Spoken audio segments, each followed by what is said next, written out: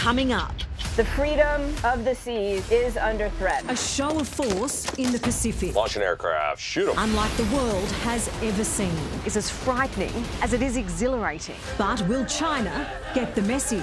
Doesn't really matter in a real war situation. That's next on 60 Minutes. Showing off might not be a conventional military tactic, but it is very useful. And it's exactly what the Defence Forces of the United States and 28 of its allies, including Australia, are currently doing on and around the Hawaiian Islands. RIMPAC 2024, as it's called, is an extraordinary spectacular of the world's most lethal weaponry. And let me tell you, for the uninitiated, it's loud, menacing, and quite overwhelming. For this military coalition, it's also intended to send a clear message to its would-be adversaries. Mess with us at your peril.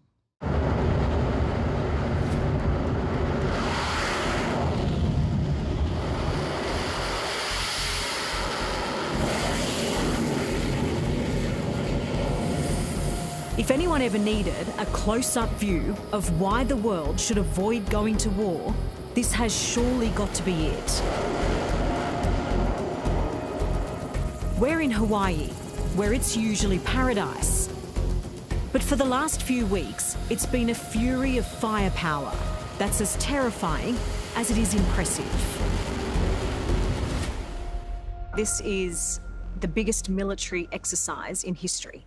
It is. You have 29 nations with all common interests that are here operating together so that we are better able to deter conflict or aggression and ready to counter that if required.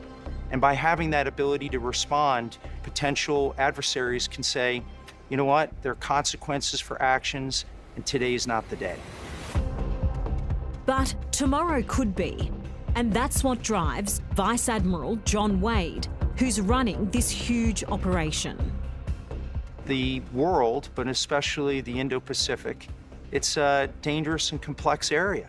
There's challenges with China, with Russia, with North Korea. What we're about to see is how the US and its allies will fight back if war breaks out in the Pacific. This region is under enormous threat, especially from China. It's growing increasingly aggressive, antagonising its neighbours by sending warships and aircraft where they're not allowed. Does the thought of potential conflict keep you awake at night? It does. It does because everything is connected here.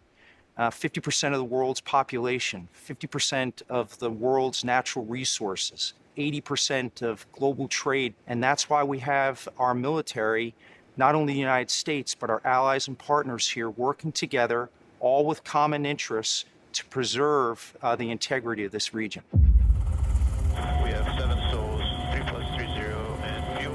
An hour off the coast of Hawaii, we land on the USS Carl Vinson. It's one of 11 nuclear-powered supercarriers in America's arsenal. It is an adventure every day. As you can imagine, a ship like this with 5,000 sailors, it's a 24-hour operation. What's it like to live, work and sleep on board? Busy.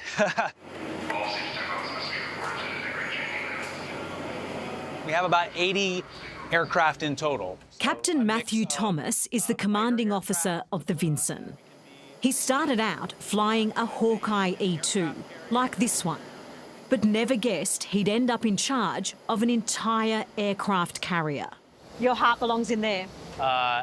My heart belongs in there, but my mind and body and everything are here on the ship. When I was a kid, back in the 80s, I saw Top Gun, and that's what got me interested in the Navy and wanting to be a pilot. These constant moving pieces. But I saw Top Gun and said, that's what I want to do. I want to fly airplanes, and I want to land on an aircraft carrier. And so here I am, a kid still living out his childhood dream. Why is this ship the envy of every other nation? It's the capabilities that it brings. We can sail anywhere that international law allows, and we can fly anywhere international law allows, and do it for an indefinite period of time.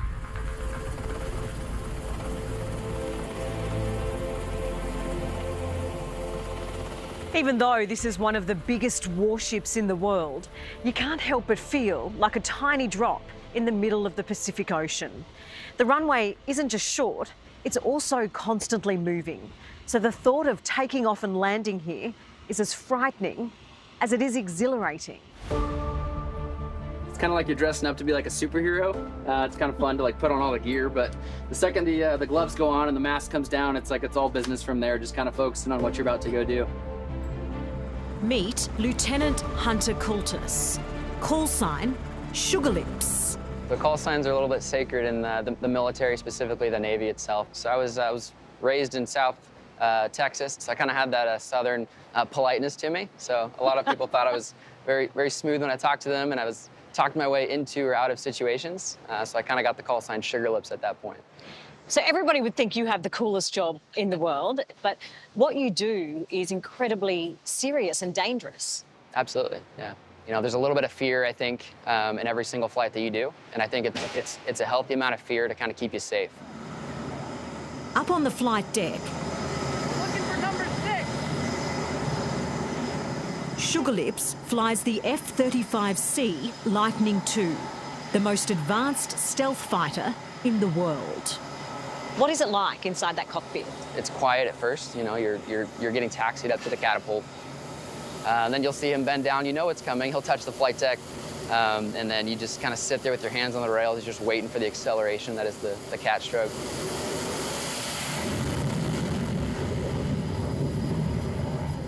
Watching it looks insane. It does. It's the rumble on the floor is the thing that, yeah, and then the heat that comes. Mm-hmm. Absolutely, yeah. The experience that you physically feel in the cockpit, it never gets old, and you've done it, you know, 200 times, and you just have this huge grin on your face as you're just hurtling towards the end of the boat. Heads up at the bow, heads up at the waist, stand clear of all catapults, catwalks, and shot lines while launching aircraft. Shoot them. The roar of takeoff vibrates through your entire body.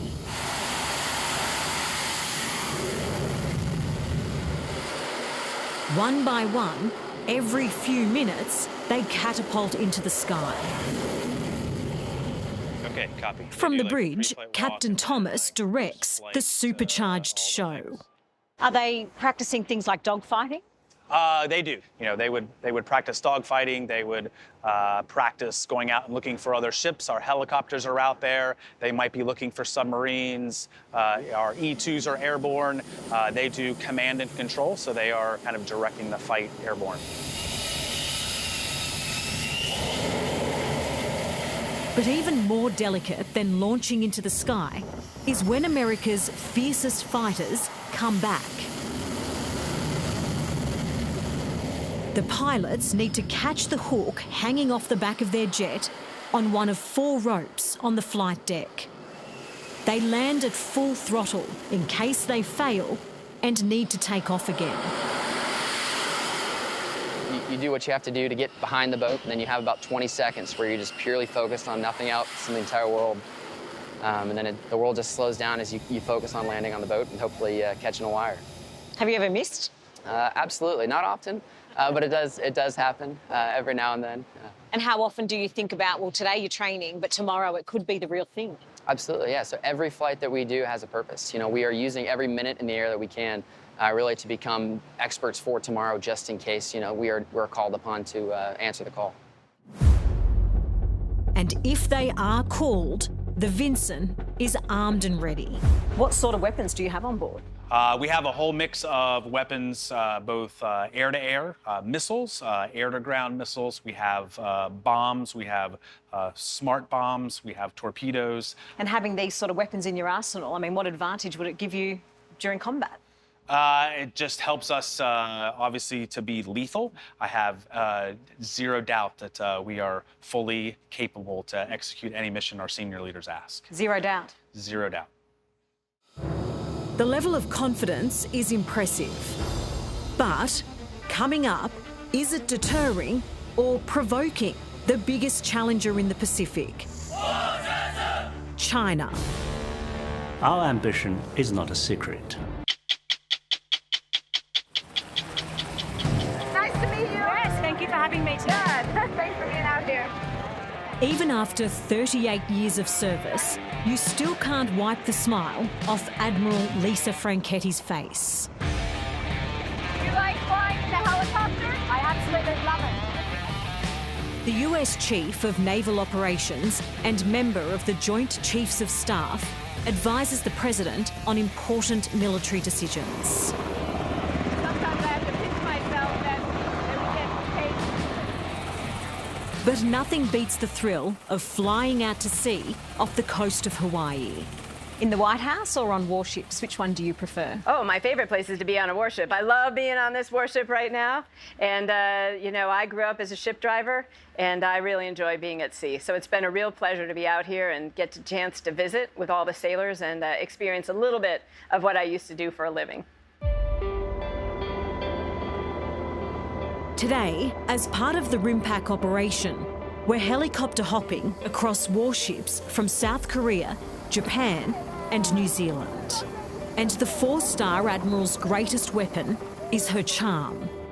She's reminding each country why America is their firmest friend, as China continues to muscle its way into the Pacific. These are very turbulent times. The freedom of the seas is under threat. You said today on the ships in the announcements that the Indo-Pacific is under threat. What do you mean? Well, I think if you look around all of our oceans right now, the rules-based international order that has really supported global prosperity for about the last 3/4 of a century is under threat everywhere we look. You know, about 70% of the world is oceans, about 80% of the people in the world live near a coast, and 90% of trade goes across those oceans. And we need to make sure that they are free and open for everyone to use. There's something spectacular about flying so low and so close to the sea. But beyond the buzz, this is an extremely important mission for the US Navy's top brass. What are your fears for this region? My most important fear is that for some reason we may lose some of our partners and our partnerships. And I think the biggest message is allies and partners matter, and we all matter to each other. Allies matter, of course, but so do your adversaries. What do you want them to take away from this exercise? Well, I think that's what the adversaries see. We have allies and partners. Adversaries don't.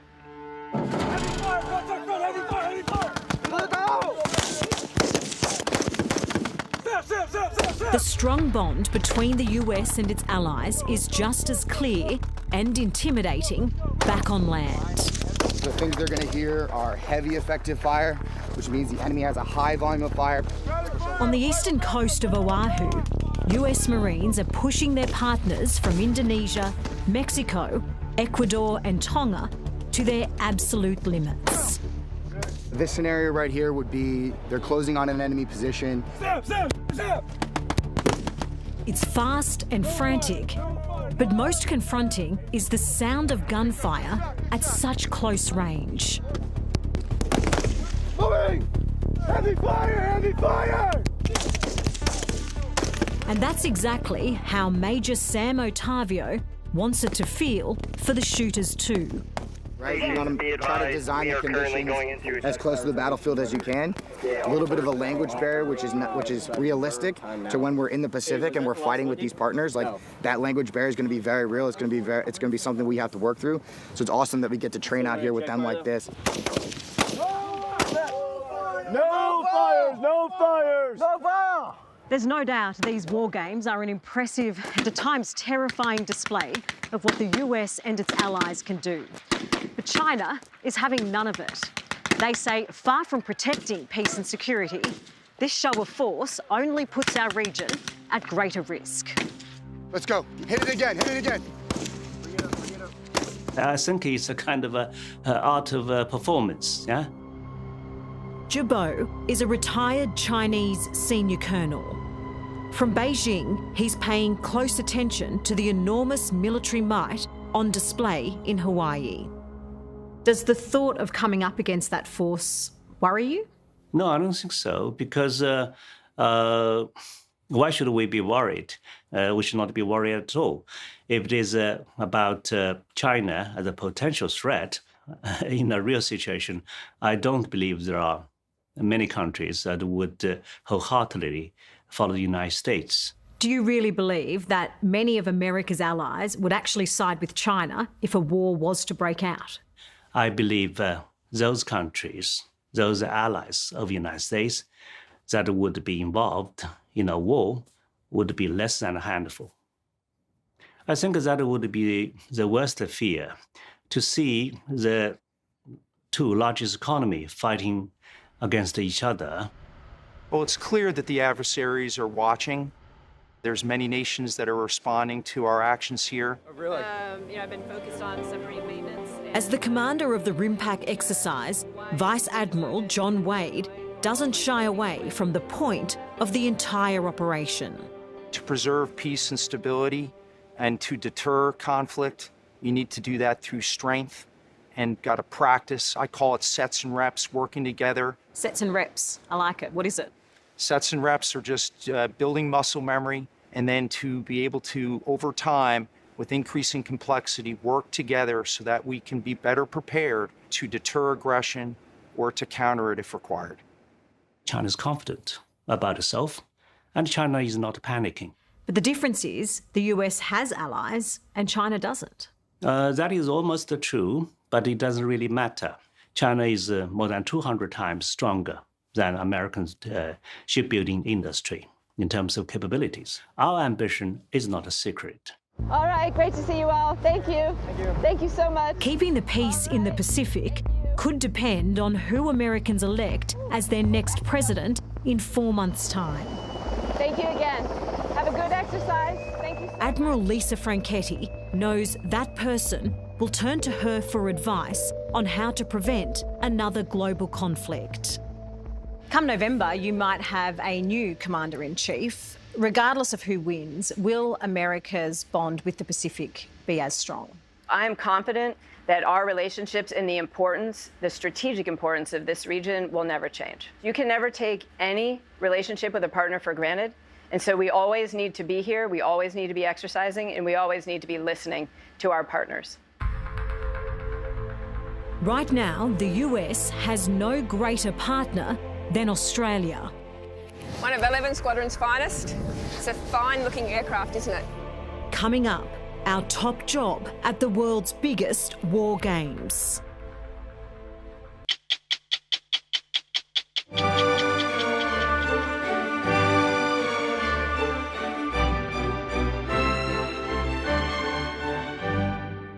It's mesmerising to watch. Wow. The world's most powerful fighter jets in perfect formation. For such destructive machines, they float with elegance and poise, like a ballet in the sky. Their mission today is risky and difficult, refuelling at 35,000 feet. We like to joke that we're flying gas stations, and I'd say that's the best way to put it. We are filled with fuel, and whatever planes want to come up and get some gas, we're able to give that to them. Mackenzie Macklin is a senior airman on the C-135 Stratotanker. It's carrying 136,000 litres of fuel. At the tender age of 23, it's her job to control the boom pole and basket the fighter jets need to latch onto to fill up. This is one of the few times where you'd have someone who is maybe not as high-ranking in charge of an operation like this. It's a tense time as the best of the US Navy's air wing line up around the tanker. We call them like a mama hen and chicks, and coming up, so they're like little ducklings and stuff like that trying to come up. Oh, it's pretty fun. Are you the mama hen? Oh, yeah. How dangerous is this operation? About as dangerous as you'd imagine. Anything closer than 10 feet is where you start thinking, okay, they're getting a little close. It's all American planes today, but this crew will also work with foreign pilots to practice refueling as if they were fighting a war together.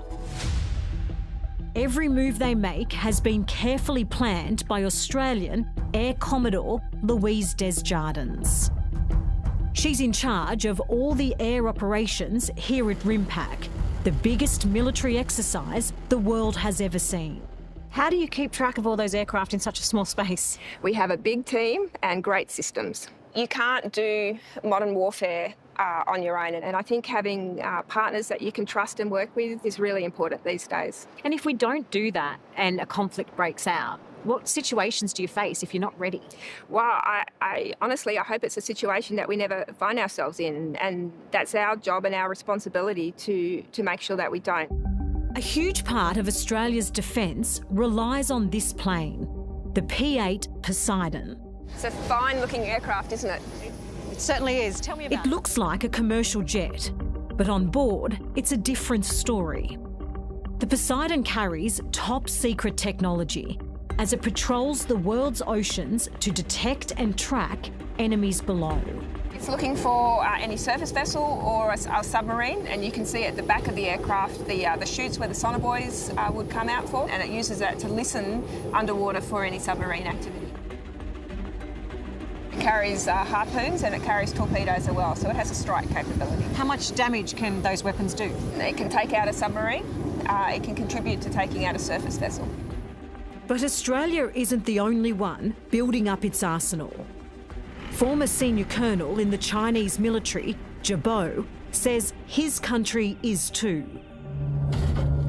China is increasing its military presence all over the Pacific, especially in the hotly disputed South China Sea near Taiwan. China is putting its warships in places it's not welcome. Well, this is certainly not true. We are sailing everywhere because the Chinese Navy is becoming a global navy, and right now we need to get familiarized with all the uncharted waters. Many would say that your ships are getting far too close to places like Taiwan. Well, Taiwan is part of China, so therefore it's not a problem. Yeah, we do not consider Taiwan has a territorial sea or whatever. Does it concern you, the threat that's building in the Indo-Pacific when it comes to China? I think any threat that's building on a military basis is a concern for us, and China is not the only player in the Indo-Pacific environment. You know, Australia has a very competent defence force, but I hope that we don't have to employ it in a way that we're practising here at RIMPAC. Our Defence Force has sent a guided missile destroyer, the HMAS Sydney, along with 320 troops to Hawaii. But many believe that's not enough, given it makes up less than 2% of the 25,000 people from around the world who are participating. It's creating some concern that Australia might be underprepared if a conflict was to break out. I think that would not be the case if you looked at the entire program of events that the ADF was involved in over this current 12-month period. We have key leadership positions filled and a strong contingent of key personnel throughout all the headquarters. Are you surprised by Australia's lack of presence at this year's RIMPAC, given the threat on our doorstep? Well, a few hundred people, a ship and an airplane is very capable. Vice Admiral John Wade is in charge of the entire RIMPAC exercise, headquartered at Pearl Harbor in Hawaii. It really grounds me. It grounds me because it reminds me of the consequences of conflict. Why, after so many years of service, are you still so passionate about what you do? When I was a young junior officer, I had my first child. He was trying to figure out what I did, and I said, Daddy helps people. And I really believe that. It is reinforced for me why what I do is so important, to work with others with a common goal of ensuring peace and stability throughout the vital Indo-Pacific region. Back on the USS Carl Vinson, it's also front of mind for Lieutenant Hunter Coultis. Like so many practicing at RIMPAC, for him, there's a strange irony. They spend their life training to unleash the most lethal weapons on Earth, in the hope they never have to. What does the word peace mean to you? Peace. Peace means my wife. honestly. Going back home, waking up in the morning, just having some coffee with my child, that's peace to me. You miss them? I do. It's a difficult thing, you know, going and being on the boat and being away. But I've been, you know, given the opportunity to fly, you know, to do this great job. Not everybody does. Sorry. You sacrifice, you know, being with your family to serve your country. How important is that to you? It's extremely important, you know. I've been given the opportunity to do something that not a lot of people have been able to do, and so I just, you know, take every day for what it's worth, you know, and try and do my best when I can to fulfill my duties to my country as well as to my family.